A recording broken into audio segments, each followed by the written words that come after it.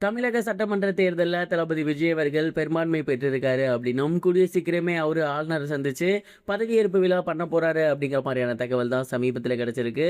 இத பத்தி தான் இந்த ஒரு வீடியோல நம்ம பார்க்க போறோம். தமிழக சட்டமன்ற தேர்தல் 2026ல ஏப்ரல் 23 நடந்திருந்துச்சு. இதோட ரிசல்ட் அப்படிங்கிறது மே 4 வெளியாகி இருந்துச்சு. இந்த ஒரு ரிசல்ட் நம்ம எல்லாரையுமே மிகப்பெரிய அளவுல ஆச்சரியப்படுத்தி இருந்துச்சு. ஏன்னா வழக்கம் போல டிஎம்கே, ஏடிஎம்கே அப்படிங்கிறது இல்லாம தமிழக வெற்றி கழகம் என அழைக்கப்படும் டிவிகே கட்சி கிட்டத்தட்ட 108 தொகுதிகள் பெற்று தனி பெரும்பான்மை பெற்றிருந்தாங்க. இருந்தாலுமே ஆளுநர் 118 சீட்டு உங்ககிட்ட இல்ல அப்படிங்கிறதுனால பதவியேற்பு பண்ண முடியாதுங்கிற மாதிரி சொல்லிட்டாங்க. கடந்த 4 நாட்களாக விஜய் அவர்கள் கூட்டணிக்காக அலைமோதி வந்துட்டு இருந்தாரு. கிட்டத்தட்ட விசிகாட்ட 2 சீட் இருக்கு, சிபிஐட்ட 5 சீட் இருக்கு. இவங்க 2 பேர்த்திட்டையுமே விஜய் எவ்வளவோ கேட்டு பார்த்தும் அவங்க கூட்டணிக்கு வர சம்மதிக்காம தான் இருந்து வந்துட்டு இருந்தாங்க. இந்த ஒரு நிலையில சமீபத்தில் சிபிஐ விஜய்க்கு ஆதரவா ஓகேங்கிற மாதிரி வந்திருக்காங்கிற தகவல் கிடைச்சிருக்கு. டிவிகே கட்சிக்கிட்ட கிட்டத்தட்ட 108 சீட் இருந்துச்சு. அதில் திருச்சி கிழக்கு ஒன்று இருக்கிறதுனால அதை விஜய் ராஜினாமா செஞ்சாகணும். அப்படியே அந்த ஒரு தொகுதியை அவர் ராஜினாமா செய்யும் போது 107 சீட்டாக இருக்கும். ஒன்று வந்து பார்த்தீங்கன்னா சபாநாயகருக்கு போயிடும். அப்போ 107 சீட்லேருந்து 106ஆக மாறும். இதுக்கப்புறம் வந்து காங்கிரஸ் கூட கூட்டணி வச்சுருந்தாங்க. அவங்கள்ட்ட 5 சீட் இருந்துச்சு. ஸோ கிட்டத்தட்ட 111 சீட்டு வந்து டிவி கிட்ட இருந்துச்சு. மிச்சம் 7 வந்து அவங்களுக்கு தேவைப்பட்டுருச்சு இல்லையா?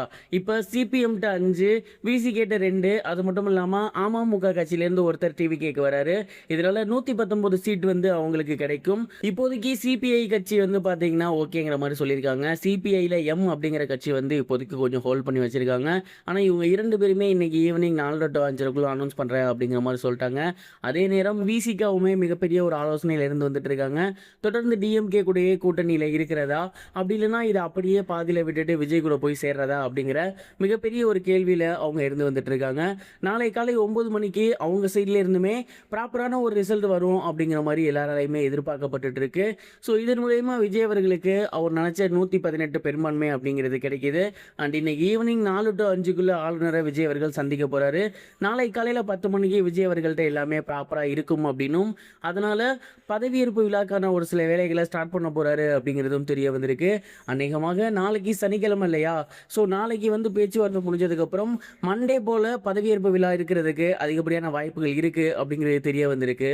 மேலும் சட்டமன்றத்தில் எதிர்கட்சிக்கான போர்டெல்லாம் கூட மாற்ற ஸ்டார்ட் பண்ணிட்டாங்க. இதற்கு முன்னாடி எடப்பாடி பழனிசாமி அவர்களோட போர்டு இருந்துச்சு. ஆனால் இப்போ அந்த ரூமில் வந்துட்டு டிஎம்கேல, அதுவும் குறிப்பாக உதயநிதி அவர்களோட போர்டெலாம் வைக்க ஸ்டார்ட் பண்ணிட்டாங்க. இதன் மூலயமா நாளைக்கு எல்லாமே மாறுது அப்படிங்கிறது தெரிய வந்திருக்கு. எதிர்கட்சியாக டிஎம்கே இருக்க போகுது, ஆளுங்கட்சியாக டிவிகே கூட்டணி கட்சிகளோடு இருக்க போகுது. இதற்கப்புறம் என்னென்ன நடக்க போகுது அப்படிங்கிறது கடவுளுக்கு தான் வெளிச்சம். இந்த ஒரு ஆட்சி எப்படி இருக்கும் நீங்கள் நினைக்கிறீங்க? என்ன ஆக போகும்னு நினைக்கிறீங்க? மறக்காமல் கமெண்ட் பாக்ஸில் ஷேர் பண்ணுங்கள். இது வரைக்கும் கனெக்டிங் டிவிக்கு சப்ஸ்கிரைப் பண்ணனா மறக்காமல் சப்ஸ்கிரைப் பண்ணிக்கங்க. உடனடி அப்டேட்ஸ் பெறுவதற்கு நோட்டிஃபிகேஷன் பெல்லையும் கிளிக் பண்ணிக்கங்க.